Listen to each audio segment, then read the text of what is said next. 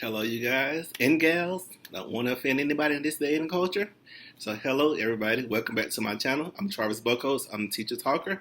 And if you haven't done already, make sure that you subscribe to my channel, like it, share it, tag somebody in it, tell somebody, comment in it, and just make sure you just bring awareness to my page and my channel. And also follow me on Instagram at the Teacher Talker. At the Teacher Talker. At the Teacher Talker. I'm gonna put it right here. Right here. I'm gonna put it somewhere. You'll get it. I'm working on my editing skills. I know in my first video I said I'm not gonna be big on editing, but I want to show you guys I am tech savvy. I know how to edit. I know how to do things that you think I probably wouldn't know how to do, but teachers know how to do everything. So hey, I will be editing videos. Some I won't be. You won't be get edited. I won't edit the content, but I'll be edited in terms of adding stuff and sounds and pictures and stuff like that. But you won't get the content edited because, like I said, I'm not an edited type of person. I am who I am. But also make sure that you watch my first video to kind of get an idea, but get an idea as to who I am and what kind of content that we're going to be bringing, and that I'm going to be addressing on this channel. Like I said previously, I was a teacher, kind of still in the education field. And I'm just big on spreading awareness as it relates to education and everything, and doing everything I can do to help my people out and all people out, to make education easier, making sure that the parents have the resources, teachers have resources, or just making sure that I'm doing my part as an educator, because that's why I went into education, to help others and to bring awareness to education to make it better. As you guys know, in the last video, 21 questions, guys got a chance to get to know who I am and get to know my personality. Most people really don't realize that I have this huge personality. I guess because I'm really shy. People don't believe that I'm shy, but I'm really, really shy. So sometimes I just stand back and I be wanting to just But when I do come out of my shell, it's just can he be quiet? Can he shut up? But it's all out of goodness. So make sure you watch that video, get a little sense of who I am and what I bring to the table. I am the table. I don't bring anything to the table. I am the table. But no, so this video, I just kind of wanted to follow up and address our current topic that's kind of hot in the press right about now. As you guys know, with COVID-19, that kids and teachers was kind of put in somewhat of an inconvenient situation with virtual learning. And it just kind of was a shocker because it caught, COVID caught everybody off guard. And it's like the schools and teachers had to ramble and parents had to ramble and try to find a plan to kind of meet the needs of everybody that was involved in the educational process. And here we are on the brink of a new school year, and it's just the question that's been going around that they need to be addressed. It's just should kids go back to school? Should teachers go back to school in this, August and September and fall, because it's about to start soon? So should they go back to school or should we continue virtual learning? So hot topic, it needs to be addressed, and we're going to address it right here. And like I said last time, I'm not long-winded. I say less, but I try to make it more, but I'm going to say less and get to the point, because I ain't not one of those talkers that want to hear themselves talk and just talk all along. No, let's get to the point, and we're going to be out of here. So I somewhat, my viewers, as you guys know, I have 1 million viewers and over millions and millions of followers on all of my pages and my channels and stuff like that. So I reached out to my viewers just to ask them, my fans, to ask them, because fans, I have tons and tons of fans. So I had to reach out to them and ask them, what do they think? How do you feel about this whole virtual learning versus going back to school thing? And I'm going to kind of read some responses, and we're going to delve into discussing them. So the first response came from, I'm sorry, I should have had my notes together. I had them together, but I got sidetracked. I think I have a touch of, I don't know, I'm a Sagittarius, so sometimes Sagittarius, we're all over the place a little bit, so, because we just have so many things going on, because we just can't be settled with one thing. But my first answer came from a teacher by the name of Eloise in Montana. I have followers in Montana. I'm just lying, Eloise in Montana. This is just one of my friends from Instagram. And she said virtual learning. And I would say, I would agree to a certain extent. But here's the thing. Well, I'll talk about that a little bit later. Another response was just I don't like both of them. I feel you on that. Going back to school and being virtual, teachers are tired. And that came from a teacher. Teachers are tired. They're tired. So I can relate. You don't like both of them. We need a break. We're underpaid. Continuing virtual learning. And I have another response from a teacher who said that, I won't say he or she, but I'll just say from a teacher because I don't want to give it away.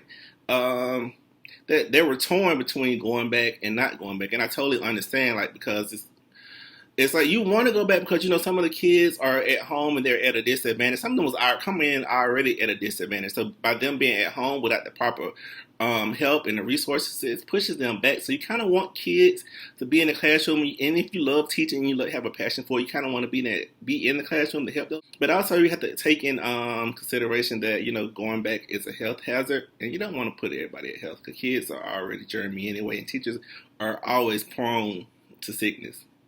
We don't get paid enough to catch germs from your nasty kids. I said it. The person said, if the numbers are down, if the numbers aren't down, then continue to do virtual learning. And I agree. In most states, the cases are going back up. If we were on decline. I was about to say recline. I don't want to lay out on the beach. I was about to say recline. No, we were on a declining slope as in terms of cases in most states. But as we see now with people going out to the beaches, partying and doing everything, and not only just here in Atlanta, but just in Florida, Texas, cases all around, cases are going back up. So we had to devise a plan to kind of meet the needs of the cases because, like I said, men lie, women lie, but numbers don't. That's a Yo Gotti song. Go listen to it. I would play it, but as you guys know, my production crew is not here, so I'm all alone. But if they were here, they would probably fire you up that Yo Gotti, men lie, women lie, numbers don't. But that's a Jay-Z quote too, but that's the Yo Gotti song as well.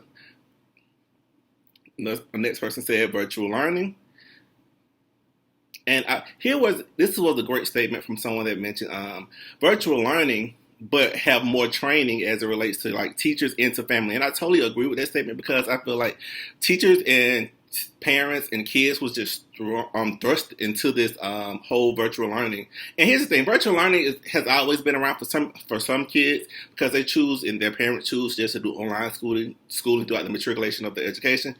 But for those that is new to just be totally learning online, and don't have the proper training, it becomes a problem and it becomes aggravating to the point. So some days, to be honest, I know that there was a lot of kids that didn't do it. A lot of parents just close the laptop down, go do this, or let me try to write some problems down for you myself or pull some resources because it just becomes so demanding and it just becomes so complicated. So I agree. If the school's going into this year, if we're going to start off as virtual learning for the first 9 weeks or just for the first half or for the first 2 semesters, however long the school districts are planning to do it, there needs to be proper training in all for all entities involved. Meaning teachers need more they need more training. They need more resources as it relates to online learning and teaching.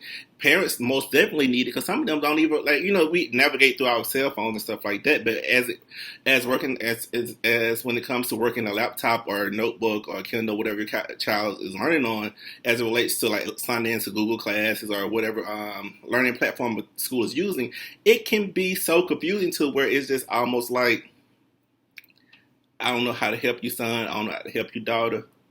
I don't know what to tell you. You got to figure it out on your own. I'm going to try to call your teacher, but most times the teachers, it's trying to prep and plan for the lessons and online teaching. So, yeah, training is most definitely needed for all entities involved. And not just a little basic online. And I know with COVID, we can't go in and teach a class, have a workshop for parents and for teachers about online learning right about now. But there needs to be intensified training set up maybe online. And some type of way to hold all parties involved accountable. So you have to take this training, and throughout the school year, I'm going to hold you accountable to these online learning sessions, and there will be some type of consequences. There will be some type of rewards if you do these things, or if you don't do these things, you got to be reprimanded. So, and I think there's something that some schools probably need to really work on and kind of somewhat enforce coming up.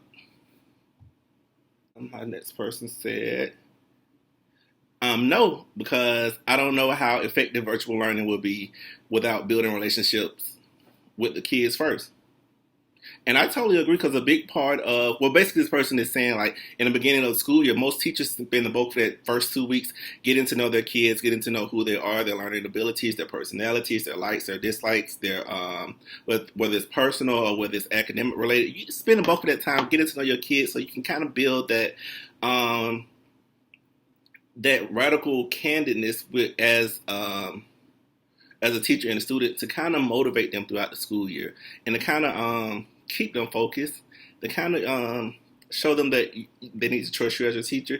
And how can the kid get to know you as a teacher? And how can you get to know a kid from just watching them on the screen? You don't get to see their personality. You don't get to see them how they shy away from things, you know, in the line, or how they have a big personality. You can't see all of the things on, you know, through the screen as virtual learning. So I think that's something because I'm big as a teacher and just as a person in general, I'm big on building relationships with people, positive relationships, and personal relationships, because it just helped me navigate through life, and it just helped me, you know, get what I need out of life. Because how can you get what you need out of life if you don't have a relationship with a person, a positive relationship with a person? That was deep. That didn't even have nothing to do with education. But how can you get through life if you don't have a positive relationship with people? Because if you're a negative person, nobody ain't gonna want to be around you. So, but that's a whole nother topic. Let me get back on focus. Let me get back on track. But yeah, so a big part of teaching is building those relationships in virtual learning. You can't build a relationship with a student or a family, or, you know, or whoever may be, you know, in charge of the kids. So. And here's the thing that kind of hurt my heart a little bit, because I got a response from a student as well. And he or she was just like, I don't want to say it to give it away. But he was just like, she was just like, I almost caught myself by giving it away. They were just like, you know, they want to go back to school because they feel that virtual learning they're not learning anything from virtual, they're not learning anything from virtual learning. And that kind of hurt my heart, because like, you should be learning something from it. And then I think for me, but I feel like that statement within itself kind of told me, just like, it made me think, like, with this virtual learning thing, how are we ensuring that kids are actively engaged with it, that parents are actively engaged with it with their children, and how can we hold people accountable that's involved with this virtual learning to ensure that our kids are getting what they need out of it? Because, like, and this particular student was in high school, and I just feel like, and I kind of feel like it's like that, not just with high school, but it's across the board, especially in the upper grades, probably like from third grade on up to, like, you know, 12th grade, where you are kind of on your own, you're self-learning and you're self-teaching yourself to a certain extent, because, like, at that age, most things are really on your own intelligence. So I just feel like something needs to be done to address this issue, and, like, kind of get, I guess what school districts need to do going into this is kind of create some type of surveys of feedback from parents and from students as well, because if I'm not interested in learning and going into a new school year based on these last few months of being taught online, like, I'm not gonna have a great positive attitude about going into a new school year. I'm gonna dread it. And on top of that, I guess sometimes some kids love going to school because it's a getaway from their environment. It's a getaway from their home. Not saying that particular student, that's their case, but sometimes kids love going to school. So I feel like with this online learning, yes, it's for safety, but, like, what can we do to ensure that kids have some aspects of school at home? And I know some teachers are creative out there, so I know they're creating some type of ways outside of online learning, just teaching, to kind of build that camaraderie around school, to kind of, like, continue to build that bond and build that family close-knitness in the classroom that you kind of, you know, would have in a regular classroom, and ensuring that kids are engaged, not only with learning, but just engaged with their peers on the online screens and online chat rooms. And I think that's pretty much. Oh no, here's another one. This is the last and final one, I promise you. This person in particular said, well, and they're an educator as well, it should be virtual, but most districts don't have true safety plans for proper distancing in place for schools. They don't have proper distancing plans for place. And I feel like that is true. I agree with that. It should be virtual. But here's the thing. Most schools, particularly public schools, they don't have a proper plan because they don't have the proper resources. I could say, for example, here in Atlanta, In Atlanta public schools, if I compare North Atlanta High School to South Atlanta High School, North Atlanta has, it's on the north side, good tax bracket. South Atlanta, not so good tax bracket. So North Atlanta probably has the taxes to abstain social distance plans because they can probably put shields between the desk and spots and stuff on the floor, hand sanitizer stations around the school. Whereas South Atlanta may not get that many funds because of the tax and just because of the testing in the area is based on, some funds are based on testing and stuff in the schools may below in the area. And they may not have what it takes. They may get half of the supplies that North Atlanta may get. Versus, don't even get me started on private school sector. How private schools, they probably can go back and function perfectly fine during this pandemic because they have a lot of funds. And I'm quite sure if you're going to a private school, whether, besides the people that are there, like on a scholarship or something, but most people, for the majority of it, the students come from wealthy families. Their families don't mind making sure that their kids and their school is safety so they can get donations along with the tuition that's being paid. Hey, they probably can have their own little bubbles in every classroom. Take their bubble, go on to the next bubble, and they probably have little floating devices where they can only have to touch the ground. Don't even have their own little sanitizing person that come out and pour sanitizer in their hand every 30 seconds. They got their personal hand sanitizer person at a Woodward Academy or some private school here. So yeah, that was a good feedback. I mean, a good question. I mean, a good statement. Not a good question. But yeah. To kind of close out the situation, I just kind of want to say that don't take this, for my parents particularly, like, don't take this slack. Please don't. And I know you probably don't. Some of you probably do. Some of you probably, but for the most part, you care about the being of your children. So don't take this slack. Like, make sure that your voices are heard. Make sure that your concerns are heard. And make sure that you do your part in this process because if we don't do our parts as parents, then the kids are not going to really get what they need in this. So making sure, like, there's tons and tons of resources out there with this online teaching. I know that the teachers are doing their best by supplying you guys with resources and stuff. But outside of just what the teachers are giving you, do your own research. Like, not saying do your own research, but like do your own part. There's tons of free websites with free supplies, free videos. If you don't know how to help your child out, please don't let that be an excuse as to why you just step back from the laptop when your child is on the laptop. No child should be left alone on their laptop during this online virtual teaching epidemic. Like, no child. If your child is left, I'm gonna fuss at you right now. I'm gonna fuss at you right now. If you have left your child alone during this whole pandemic at the laptop by themselves, I don't care if they're in kindergarten, I don't care if they're in 12th grade, 11th grade. No, as a parent, you need to sit down, not just sit the whole time, but sit down 5 or 10 minutes, at least 5 or 10 minutes, but you can do more. Sit down at the laptop with your child. Understand what's going on. Understand what they're being taught so you can help them out during this period. Because if you don't do that, they're not going to be engaged into what they're really doing. And they're not going to feel like somebody's holding them accountable. They're going to get grades, but like, they're not going to reach their full potential if you're not at your full potential. So please, I beg of you, please, use me as a resource. There's tons and tons of other teachers I'm quite sure that you may know as a friend.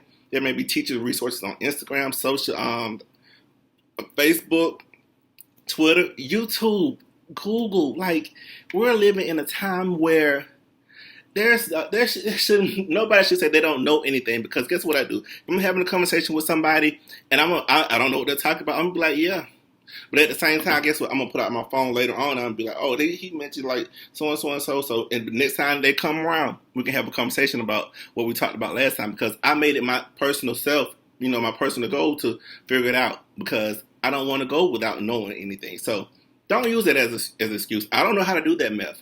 Guess what? Some teachers don't know how to do it either. So they have to teach themselves before teaching the kid. And you do so by, like I said, YouTube. There's Khan Academy. There's BrainPop. There's a whole lot of resources that your kid may have access to. And there's like free accounts. Teachers pay teachers. Stuff like that. There's tons and tons of PowerPoint stuff that's available. Just go to Google. You guys go. I'm trying not to. I don't want to fuss, because I want y'all to subscribe to my channel. I don't want y'all to be like, I'm fuss. I'm just trying to be real with y'all to get y'all to understand during this time how important it really is for all of us to pull together. Pull together, please. I don't mean to be demanding. I just want some understanding, please. Oh, well, let me take that back, because I don't want Candy Escape trying to come for me for using that quote in my video. for copyright. I'm just joking, but but making sure that you take that time, sit down with your kid, and also sit down in the beginning of this virtual learning thing with the teacher. Ask them all the questions that need to be asked, and if you don't know what questions need to be asked, holler at me.